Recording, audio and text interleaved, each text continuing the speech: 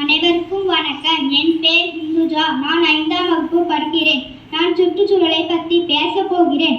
இன்பமாய் வாழ இடமளித்து உயிர் வாழ தூய காற்றை தந்து ஒப்பில்லா குடிநீரும் தந்து நம்மை எல்லாம் வாழ